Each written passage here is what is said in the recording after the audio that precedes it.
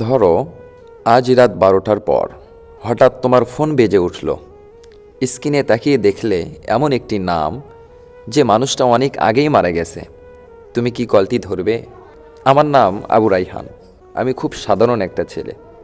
ঢাকার ভেতরে ছোট্ট একটা ফ্ল্যাটে একাই থাকি।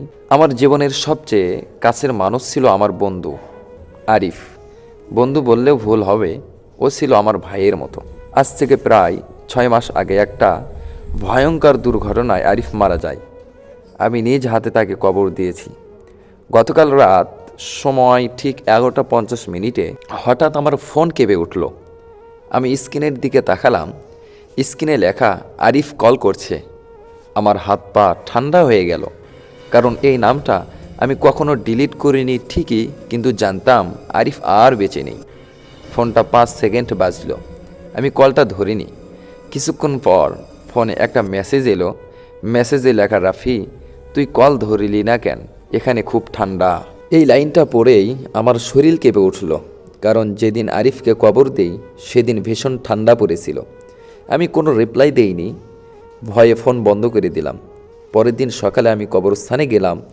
আরিফের কবরের সামনে দাঁড়িয়ে একটু অদ্ভুত জিনিস আমার চোখে পড়ল। মাটি স্বাভাবিকের চেয়ে বেশি বসে গেছে। কবরের পাহারাদার বলল, ভাই, কাল রাতে মনে হয়েছিল ভেতর থেকে কেউ শব্দ করতেছিল। আমার মাথা ঘুরে গেল। আমি দৌড়ে গেলাম হাসপাতালে।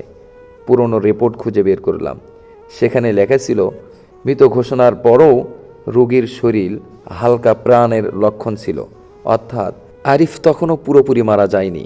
ও আমাকে ফোন করেছিল বাঁচার জন্য, আর আমি কলটা ধরিনি। সেই রাতে আবার ফোন বেজে উঠল। এবার আমি কলটা ধরলাম।